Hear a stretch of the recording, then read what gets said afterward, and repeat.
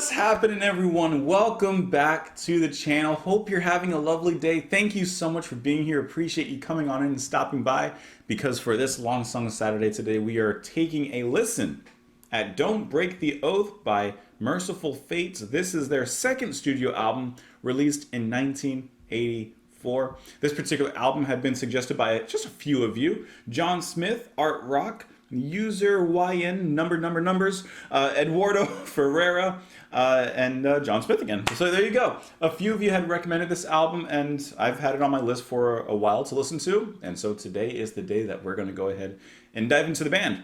I don't know a thing about them. I've heard of them, like their name from your comments, and I think I've seen their name around, but I don't know anything about them at all. I can definitely assume that they're heavy metal of sorts, judging by the album cover, which looks really cool. So yeah, that's what we're going to do today. Hope you guys are in for it. Hope you're excited to go ahead and listen to the album, listen to some music with me on this Saturday morning. And it's still early for me. It's 8:03. I woke up I woke up 2 hours ago, but I kind of did a steady rise. I like to wake up early, but then do a steady rise instead of waking up late and then gotta start my day, you know? So, yeah, I hope that you guys are excited for the album. Press the like button and subscribe. And, do it now, get it out the way, because by the time we reach the end of the video, some of you have already left, some of you have forgotten to press the like button, so just get it out the way. Anyway, so yeah, that's it. That's the intro. Let's go ahead and start off with the first track, which is going to be A Dangerous Meeting. Here we go, guys.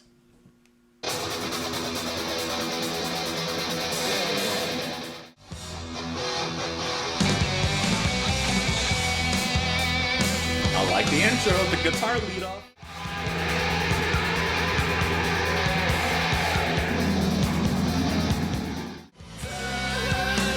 Ooh, opens up.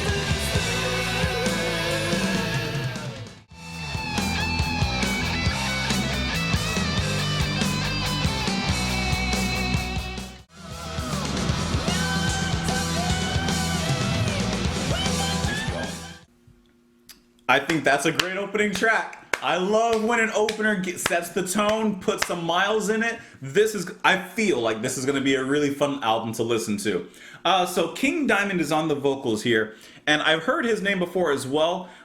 So he has this voice switch. He kind of goes back and forth between what I would consider like a normal heavy metal kind of voice. Not so gritty, just pretty straightforward, but I like it. And then a much higher toned, shrillish kind of falsetto tone, which I think in a track like this, it works really well the way he balances that, because it's not like the whole time he's like this, right? But there's a nice contrast and back and forth between, which I think sounds really good. The guitars, you got Hank Sherman and Michael Denner on guitars playing here, so you have two guitarists in the band, and they make great use of it. I like how the riffs change up. I mean, you get that from the very beginning, from the intro, and then as it moves further on, the riffs continue to change, continue to develop, and not in a crazy, here coming out of left field way. It actually makes sense where the riffs progress from, whether it's coming off of the pretty catchy solo that kind of gives a nice open epicness, or coming off of the ending of the solo, which leads into a breakdown, where the bells come in, which is really nice. And I mentioned it, but even though I referenced Metallica, I know Metallica was around kind of near the same time in the mid 80s, I believe, maybe even earlier. I don't know. But the assortment of riffs, some of the way that Mercyful Fate have approached the song here reminds me in some ways of how Metallica writes their songs. I'm not saying one came first or one's influenced by the other. It's just something I'm kind of thinking in my head, which is kind of interesting. But this is a really, really fantastic first track. I like how you can hear the bass quite nice in the beginning, especially from Timmy Hansen, and the drums are really good as well.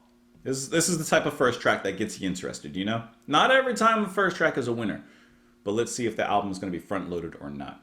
Tonight, the circle is meeting again. Who will be the first to fall in trance? And here nobody is sensing the rain. Tonight, a spirit we will glance. So I still just woke even though I've been up since 6 o'clock, I haven't been talking since 6 o'clock, so my voice is still working up there. So as they're approaching ghostly hour, 7 people here are joining hands. They think they know the spirit to appear. Contact the table starts to dance. Well, like they said, they're going to summon something, Maybe they're having a seance to like bring like talk to an old family member or some familiar. But it seems like someone else has joined the call. Basically. Time is standing still. It's a dangerous meeting. They're going to get themselves killed. Tonight the circle is broken forever. 7 people dead within a trance. And here nobody is sensing the rain. Tonight 7 souls are reaching hell. Well, I think they tried to to summon something perhaps from hell, and then Uno reverse card was played, and now they're going they're going instead. Oh, they should have known not to play with the powers of hell. Some people have lost their ways. Some people have lost their mind. Oh yes, their mind. Or maybe this is all a metaphor and not literal, and in some way, their sanity has been taken. Kind of like in her Event Horizon, how like, yes, they're, I mean, spoilers, yeah, they're literally on a ship that's possessed in a way, being dragged to a dimension that would be known as hell. But before that, the psychological horror when they begin to lose their minds, especially Dr. Ware. You know, like, maybe that's closer to what we're getting at here. Let's move on to the next track here, though, which is going to be Nightmare. Here we go.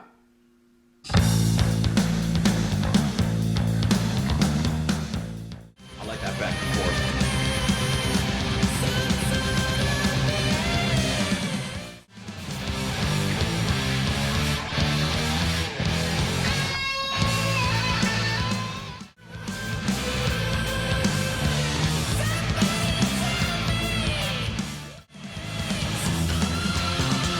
I like when the bass comes out of that.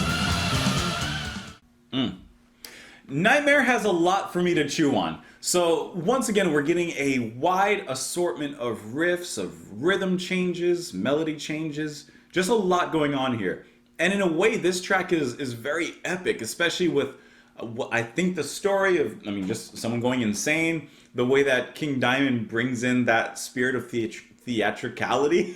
Let's use that word. Spirit of theatricality into the music, especially in the ending break where he's just repeating over and over that you're insane, and the production takes that vocal line and puts it in different areas, sometimes in the foreground, sometimes in the back, to the sides, and it feels like you're going insane as the riffs are just collapsing upon you. There's some other vocals happening around that time, I believe, as well. Like, there's just a lot going on, so it's so cluttered and claustrophobic, and it really does put you into this kind of nightmare scenario. One thing I think is kind of cool, though, is I'm noticing, especially from Kim Ruz on the drums, but obviously the whole band would be included in this. And that's once again going to those rhythmic changes. So not only as the riffs change, but the actual rhythm changes. I especially noticed that in the drums where it's going to be most obvious. But for example, the main beat that they're playing in the beginning and kind of throughout most of the song in the verses, there's one snare that's basically taken out and filled in with a little bit of space, some maybe extra cymbal work at some moments, not usually with the fill. And I think that's kind of an interesting way to kind of create a groove, take out an element of it, and really just kind of replace it with space. And let that space be filled by the other instruments for just a brief moment as they continue chugging along. I just think that that's kind of cool, and the gallop that the band gets into, the back and forth as the rhythm constantly changes, especially in that beginning. I think that, like, at least on a first listen, it's very hard to follow sometimes the changes, but obviously that's something that I would catch on further listens. And I think that it shows the experience of the band, how they're able to break pace and hit those changes so well as they do. Am I awake, or is this just a dream? I had a nightmare, some sort of vision. I was stuck in an empty room when the black book appeared. The lights were dim, but the face in the book was in daylight. Eyes of fire staring at me, it's the eyes of a woman. And I see on her spirit stepping out of the book. So is this like The Ring? When, what was her name? Sansa came out the screen. I know it's not Sansa, but whatever. Samara, right? Came out the screen, but here it's The Ring, but with a book. I hear her calling for her coven to come. There's a light in the doorway entering shadows whose number is 13. Or they do the sign of the devil's seed. What sign is that? I'm in the middle of a magic ring. Somebody tell me what's going on. Only we know the secret of the curse that you bear. Listen, they sing, the coven sings. Night after night, I hear them sing. No, they're still here. I can hear them again. Night after night, I have this dream. And then that's where it goes into the you are insane part. And then we get a very much deeper voice, possibly manipulated. You're only living on borrowed time from your fate. Question. Is this a concept album in a way? Because I feel like you could argue that this kind of relates to the previous track. Maybe they were trying to summon something. There was this group that gathered. And now they're stuck in this nightmare even after, or maybe, or like their fate belongs to the devil or hell or whatever. Something like that. Maybe. But I don't see that this is a concept album. I'm just looking on Wikipedia really quick, and I don't see anything here that hints at such. So maybe more thematic. Not necessarily concept album. All right, let's move on to the next track here. Desecration of Souls. Here we go.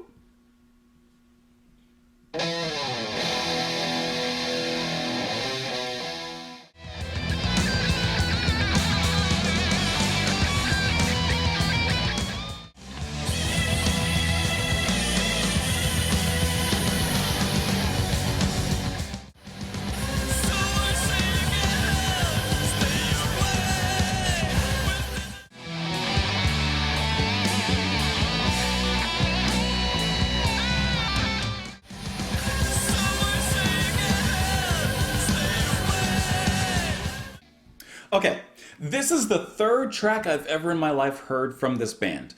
I think that, I don't know how Desecration of Souls ranks up with fans of the band or within the rest of the album, which I haven't heard at this point. But I will say that this is my favorite track so far on the album. We're only 3 in. But this is my favorite track so far on the album. One thing I want to mention with King Diamond's vocals is, I think that I like his higher falsetto voice as accoutrement to the main dish and not necessarily a big portion of the main dish. But this could change as we listen further on. Because in this track, I love how he uses, for lack of a better word, his middle range and like puts a little bit of grit and power behind it, gives it some epic flavor, and then just uses that. It keeps the theatricalness, it keeps the metal, but it gives it a little bit of, I guess, grounding, while at the same time giving that extra flavor already. Because he's a great singer. When he adds in the falsettos in this track, I think it's just the right amount of paprika that you sprinkle on your dish that gives it that little extra kick. It's that little bit of extra flavor that's like, ooh, in bigger taste, this may be overpowering, but in this particular dish, it's sensational. So on the previous track, now that I can compare a little bit with Nightmare, I think that there was a little bit too much of the falsetto singing for me, and it didn't come off annoying. Let's not go that far, but let's take 2 degrees before annoying, and that's kind of where I was, whichever word you would like to insert for that. So I'm really liking this track, and I think that the guitar playing was great. The solos were fantastic, especially the second solo and how that was kind of kick-starting during the first solo, and then it kind of came in and took over. It has a very epic ending.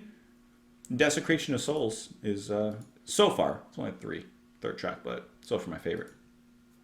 The intro was interesting. I'm assuming that's King Diamond doing a very deep voice when he says, "Stay away, white magician, young lovers, and mourning wife.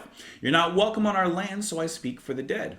Magic circles drawn after midnight around graves to be opened. He'll use the wand to raise a body. He'll ask the questions, and he'll burn the remains."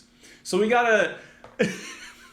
we have a necromancer detective.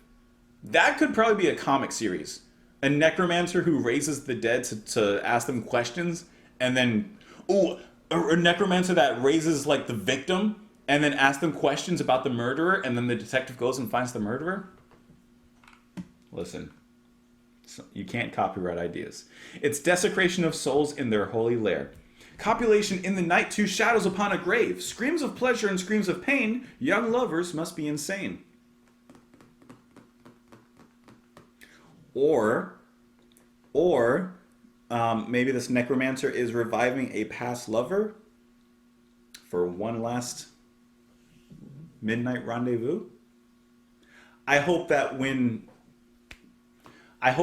they raised this other person, that like at least for the night, like they've restored them to their former glory, because otherwise, yikes. Dying flowers upon the grave of a husband who's lost his maid. She's there on duty, and the tears she cries, they don't belong where the flowers lie.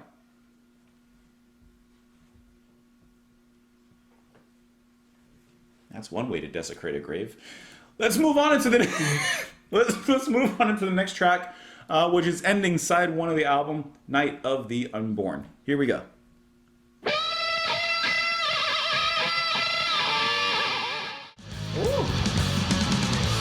See how fun this rhythm is?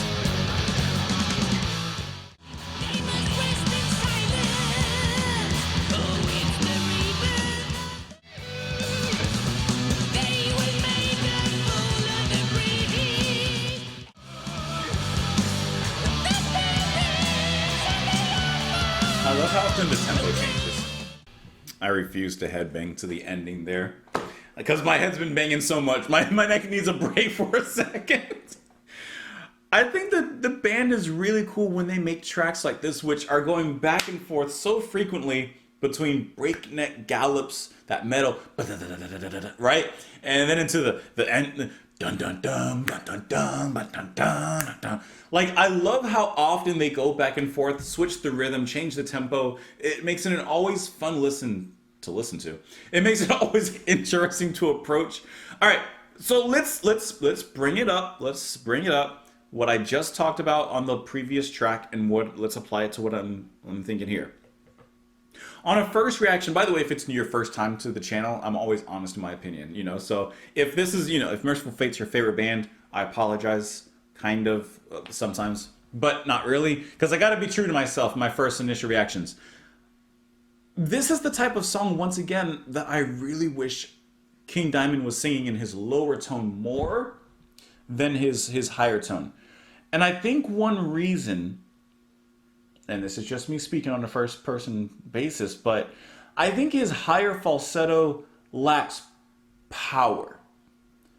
I'm not saying it doesn't have power, period, but for as epic as the music is here, I think that his mid-range voice hits that perfectly. I think his falsetto is a nice harmony or a nice, you know, use in like a breaker sorts, but when it's used as the whole dish, I don't feel like there's a lot of power behind it. I feel like I can just say it like this, but like this isn't really power, it's just me singing in a higher voice, right? Like this is easy. I'm not trying to put him down, I just mean, for example, it doesn't give me like a Bruce Dickinson kind of vibe, where yeah, he sings in a higher range sometimes, but there's a power behind it. There's another band, oh my gosh, this is embarrassing. And I always forget the name of this band. They're another heavy metal band, older, 80s, 90s or so. And one of their more popular albums has like a skull with like a cross going through it. There's another one that looks like a Renaissance painting. I always forget their name. But they kind of have some vocals similar to this in some ways. But I feel like there's a little bit more power behind it. That's what I mean, like, I like this song, especially instrumentally. I love this. The vocals right now, I wouldn't turn it off. And they don't annoy me. I'm probably sounding harsher than I mean to sound when I'm speaking about it, because they don't bother me that much. I would still listen to this track and whatever. And maybe I would even get used to it, like anything else. Sometimes, actually this is a great lesson with exploring new music, sounds that you're uncomfortable with. Art should make you uncomfortable, make you think a little bit, enact some sort of change or thought within yourself. So maybe on a first listen, I'm uncomfortable with this a little bit. Maybe on second and third, because the musicianship is so strong, I'll not only get used to it, but I'll also start to enjoy it. I just have to reiterate, the same exact thing happened to me when I was first exploring, I mean like years and years ago, first exploring like death metal and such. At first, the vocals I didn't like, but the music I did like. Eventually, after listening to some more, I not only got used to it, but now love it. So maybe this is just one of those situations. Also, Timmy Henson on the bass was playing furiously. I forbid you entrance here, you step on hollowed ground. Don't you see this chapel? Shut up, hold your tongue. They must rest in silence, it's the rebirth of the unborn. Tonight is the night. Always summoning something, always bringing something back. The spirits of the unborn will play tonight, the unborn will play tonight. They will dance around the chapel, it's a feast for the dead. They will make a fool of the priest, and the dead boys' choir will sing. They must sound absolutely lovely. A song for the dead to whom life has just begun. Life of the unborn, this one's for the unborn.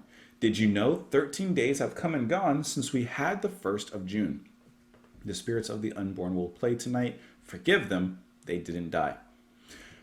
I mean, night of the unborn, I mean, you know, unborn children and such. And this is their night. This is the night they're going to come out, play a little bit in the chapel.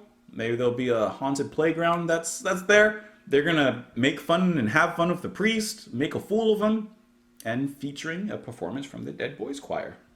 This is their service, their midnight mass, I guess you could say.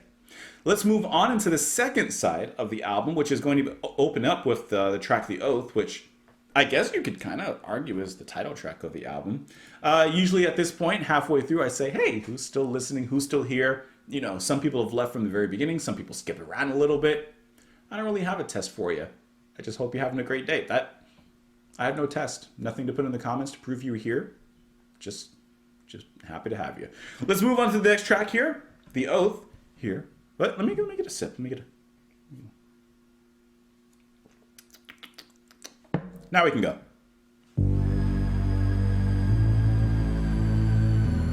It's kind of cool. Bringing some deep synth.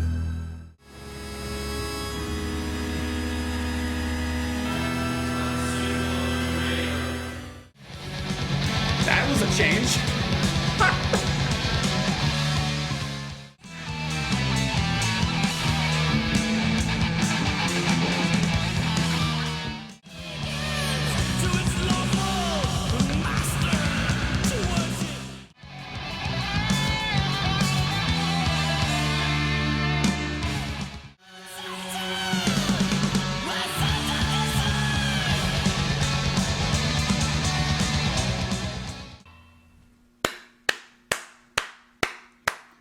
When it comes to the title track of the album, you better live up to the title, your namesake. You better live up to it. And "The Oath," it lives up to it.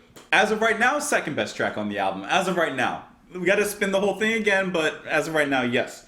So one thing I love is that they took their title track and they made it the epic of the album. Not only is it the longest track, coming in at 7 minutes 30 seconds, but it feels like an epic. It has a little bit of a progressive nature, a little bit in there. I love how they set up the scene, set up the oh god, what's the P word? Whatever. They set up the plot, and they have, you know, the storm, that looming synth in the back that's very deep and unsettling to an extent. Then it switches into the organ. We have some chanting. Like, it's a very gothic, gloomy kind of setting. And I love how they introduce those new elements in the first track on the second side of the album. Because you flip over the record and it's like, oh, we're getting a little bit of a change here, a little bit of an epic direction that we're going in. And then I really like how the synth comes back, even for as brief a fleeting moment as it is. I love that it comes back just to provide some backing ambience into the background in the music for just a little bit, and then it goes away. I'll admit, I was hoping for a little bit more because I just think it sounded great with their mix of music. But I'll take it where I can get it. That's going to be King Diamond actually playing the organ and the keyboards there at that point as well. And then the moment where you have just a little break. I mean, once again, they give you enough that you want more, and I guess that's a win, right? But I could have gone with a little bit more from Hanson on the bass. I would have taken a solo, but I'll take a bass fill, 2 bass fills basically, in between those hits. I'll take it. It sounded wonderful, and the whole break before that, I love how the band opens up, giving us a lot of, once again, tempo changes, rhythmic changes, but it's always a delight to listen to. Now, perhaps this is me getting used to the band and getting used to King Diamond's voice, but I'm kind of going to go back on what I just said in the previous track, because here, he does sing a lot in his higher tone, and he sounds fantastic. I think it works incredibly well with the music. I love the moments where he undercuts that higher tone with that crunchy, growly kind of, you know, lower tone that he has, that register. I think it sounds really nice. So I don't know. I liked it a lot in this song. Didn't care for it in the previous. Desecration, I like the way it was used. So I think maybe it's just me getting used to it. Maybe that's what all this is coming down to, me getting used to it. But this is some fantastic stuff. This is a really, really strong album so far. By the symbol of the Creator, I swear henceforth to be a faithful servant of his most I don't even know that word, puissant? That sounds French, or looks French. Puissant? Hold on, let's give that a type in just so I know what that word means, because I never even heard of it. How do you say it? Puissant. Wow, say that again for me, Google. Hold on, let me raise the volume so you guys can hear that. Puissant. Puissant. Puissant. We'll take it. Having great power or influence. Okay. A faithful servant of his most puissant archangel, the Prince Lucifer, whom the Creator designated as his regent and Lord of this world. Amen. I deny Jesus Christ the deceiver, and I abjure the Christian faith, holding in contempt all of its works. So I like how this is, I mean, it's literally an oath, right? It's his oath, it's his dedication to Satan, and he's like, I do away with all these other things. Like, it's kind of the opposite, I guess, of what you would hear in a typical, perhaps like Christian dedication. It's the exact opposite. It's mirrorverse here. As a being now possessed of a human body, in this world I swear to give my full allegiance to its lawful master, to worship him, our Lord, O Satan, and no other. In the name of Satan, the ruler of earth, open wide the gates of hell and come forth from the abyss. By these names, O Satan, Leviathan, Belial, Lucifer, I will kiss the goat. He's like, I'm doing away with all. This is a deal with the devil. And you better hope the devil don't ask for repayment. don't want no interest from the devil. I swear to give my mind, my body, my soul unreservedly to the furtherance of our Lord Satan, where Satan designs. Do what thou wilt shall be the whole of the law. That's funny. As it was in the beginning, is now, and ever shall be, a world without end. Amen.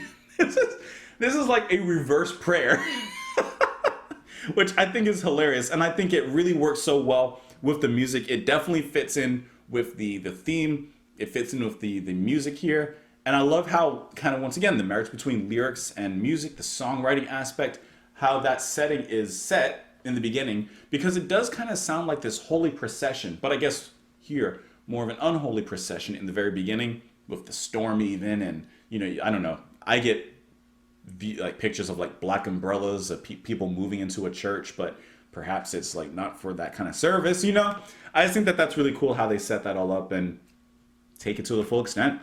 Let's move on into the next track here, which is going to be Gypsy. Here we go.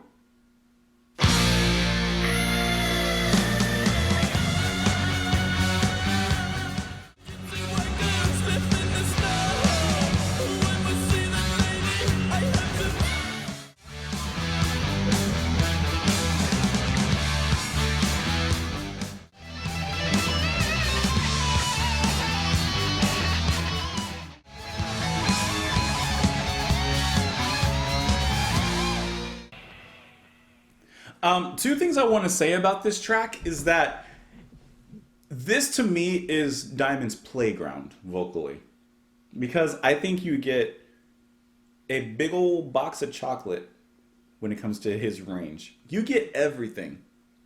You get the higher shrill falsetto, you get the little deep gravelly yells, and you have a little bit more of a smooth theatricalness in between it in the verse, which I'm pretty sure it kind of goes with the lyrics, which I'll be honest, I wasn't like really paying attention to this time.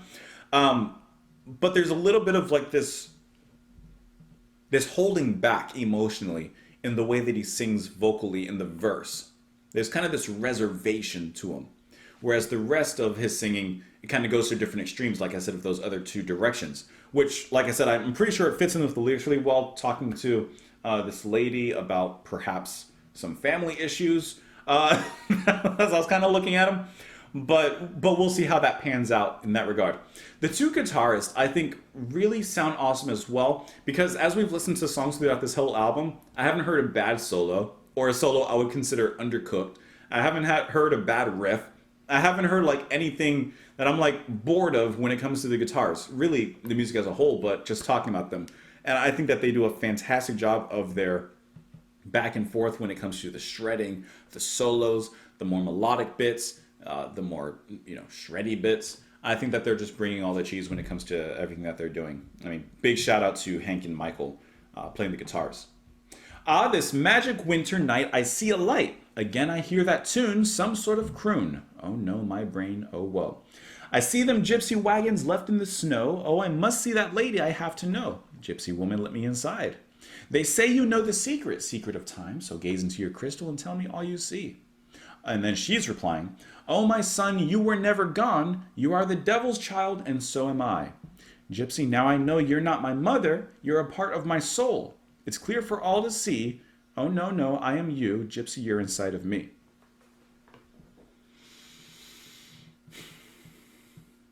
So he goes to this lady to find out like his heritage. It's kind of like getting a DNA test, but instead of going to like Mari or Jerry Springer, he goes to this lady who replies, "You, my son, you were never gone. You are the devil's child, and so am I." Like, are they literally related?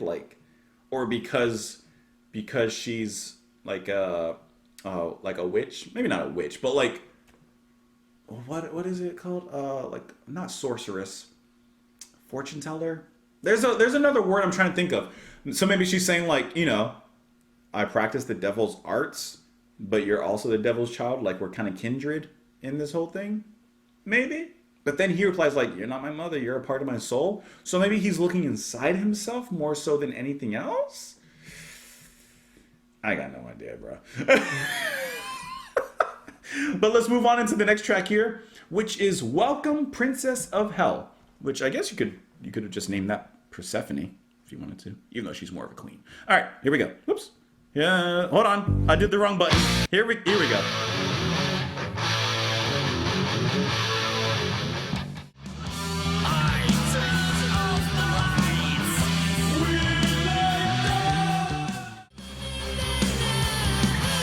I really like his falsetto here on the second lines of the verse.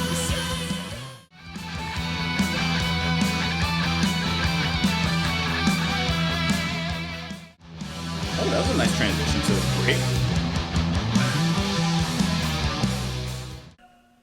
So I want to kind of take away, or at least reform, a statement that I had made earlier. And I meant to say this during the oath, but let's just toss it in with Princess of Hell. I don't think that Diamond's falsetto voice lacks power. He does have power behind it. I especially like the moments, like for example in this track, when in that falsetto, he adds, like in the first time he went into the higher range, when he adds a little bit of vocal fry into it. Not a lot, just a little bit. Just to give it a little bit of texture on that vocal wall, so to speak, which I think sounds really, really fantastic. I like how mid-pace this track and the previous were, in a sense of like giving it some room to breathe, giving it like a little bit of a steadfastness on the album here. When we've had a lot of, fast tempos and such, like I like that this is kind of their version of a break to an extent. And it's just giving us that nice, heavy, head banging, foot stomping kind of feel here. Everything just sounds fun. Like this is, at this point in the album, I'm kind of know what I'm getting. And this track is one that doesn't surprise, but it satisfies. I think that's actually the best way to put it. It sounds great. Everything sounds great. And I do like his falsetto voice more in here. He's used it a lot more in this track. And I think it was more of a, I need to get used to it issue, because I think he sounded fantastic here with what he was doing. I turn off the lights, we like darkness. Now you call my name, you finally came. Even in the night, I see the light shining bright. I'm alone with my friends. Now I see you clear, we raise our glasses. Welcome to my house, princes of hell. Even in the night, I see the light shining bright. I'm alone with my friends. I will bring in here my crystal ball. I will gaze, you will know what is to come. I'm amazed of what I've seen tonight. I won't tell a living soul. They would not believe. Welcome, princess of hell. So is this from the princess, well, from the girl's point of view, and she's summoned, or at least invited, the princes of hell, and now she's a princess of hell? She's kind of married into royalty, I guess you could say. Never will I break the oath I gave. I hail you again in Satan's name, princes of hell. Even in the night, I see the light shining bright. I'm alone with my friends. We will be back. We'll be back. Honestly, this is kind of a heartwarming tale. Like, she was alone on this night. She had no plans to go out. Nothing was going on. No, her friends didn't remember her birthday. And even if they did, all they did was press that happy birthday button on Facebook. Like, it's not real, right? So her friends, her true friends, the princes of hell, come over. They have a little party. They have a little whatever. And then they're out of there. And she's like, I'm alone with my friends. These are my true friends. Even in the darkness, they are my light. That's how I see it. Let's move on to the next track here, which will be To One Far Away, which is only 1 minute and 30 seconds long. So let's take the next two together. So we're going to listen to One Far Away, and then into the final track of the album, which is Come to the Sabbath. Let's go.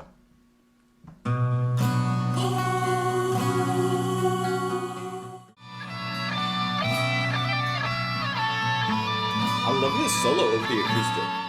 That's a really great transition piece. That was really nice. I really like that.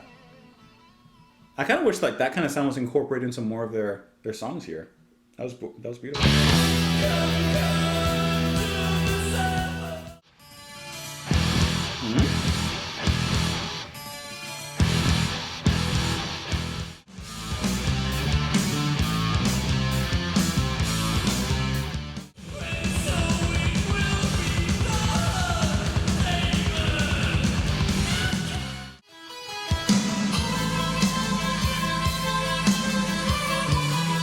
Different drum pattern, the bass.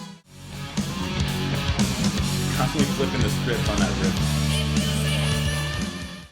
What a cool album this was. Okay, just like I said the opener was the perfect opener, this was the perfect closer. We got our midway epic, right, with the title track. This is an epic conclusion to the album.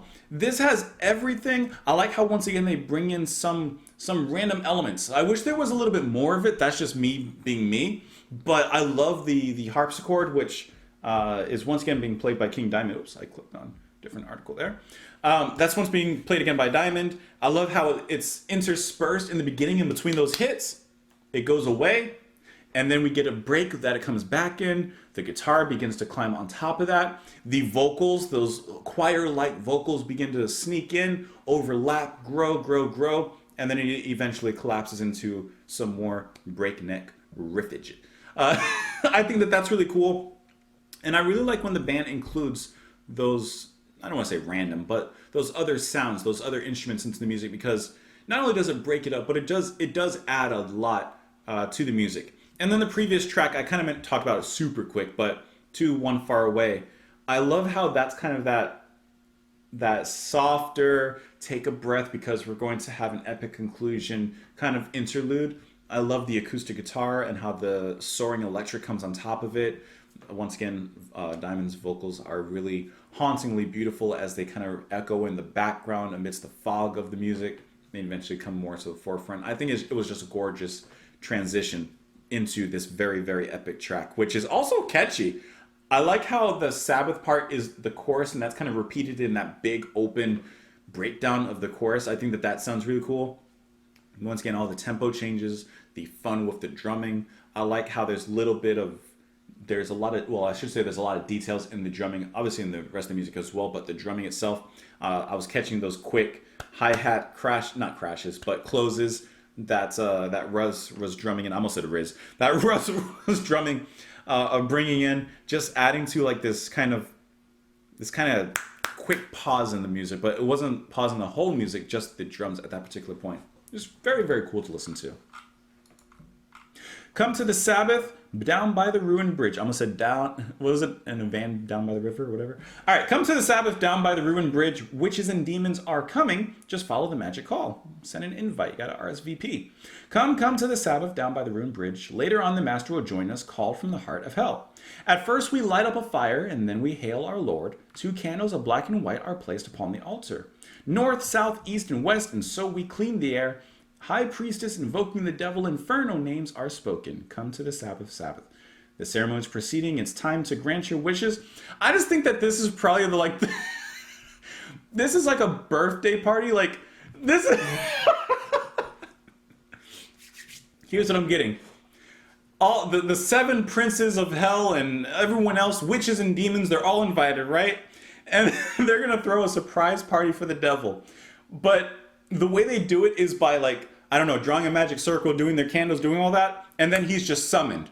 Can you imagine the devil's just sitting at home chilling watching Netflix, and then he just gets summoned to this random birthday party, and they're all surprised, and he's like, oh my god, you guys remembered. The ceremony's proceeding. It's time to grant your wishes. An evil curse on the priest who took the life of Melissa. Now he must who's Melissa? Now we must close up the ritual, read the Enochian key, and so it will be done. Amen. Now come. If you say heaven, I say castle of lies. You say forgive him, I say revenge. My sweet Satan, you are the one. That's such a lovely ode to Satan at the end. I imagine this party. I don't know why, and I'm just imagining this fun little party. At the end, I don't know. Satan's lover's like, you're my sweet Satan, like you're the one for me, and everyone's like, oh, and then they start sharing like home videos of, I don't know, Satan when he was a baby. It's a great album. This is a great album. I'll tell you that. And like I said before, I think really my holdup with King Diamond's vocals at certain points needed just more time for myself to adjust to them. And now that I've adjusted, I'm enjoying it. And I'm pretty sure on a second listen, even the songs that, maybe his voice got a little irritating to me, I think that I would enjoy them a little bit more. My favorite tracks, definitely, like I said, not Castle, Desecration of Souls, The Oath, and then Come to the Sabbath, I think, very easily. Just to put it in order that way, because I'd have to truly give it a listen again to really figure out like which one's my top. But as of right now, Desecration of Souls and The Oath are my favorite tracks. Hope that you guys enjoyed listening to the album with me. Please, please, please, please, let me know all your thoughts. Let me know your comments down below. When you first listened to Mercyful Fate, King Diamond, were you immediately taken aback by the vocals positively or negatively? Or were you kind of in the middle? You like some of it, you like not others of it? And where do you lie now? Like, were you like me, where at first you're like, this is kind of cool, then it's like, but then you're like, oh, I'm kind of getting it, Or maybe it was in reverse order and now you don't like it. But I'm curious. Let me know that in the comments down below. If you didn't already from the beginning, press the like button, subscribe if it's your first time here, because if it's not your first time here and you're not subscribed, I'm kind of like, bruh. You can support the channel and what I do on Patreon for as little as $2 a month, but otherwise, that's the video. That's it, guys. Have a wonderful rest of your day, and I will see you all later. Bye.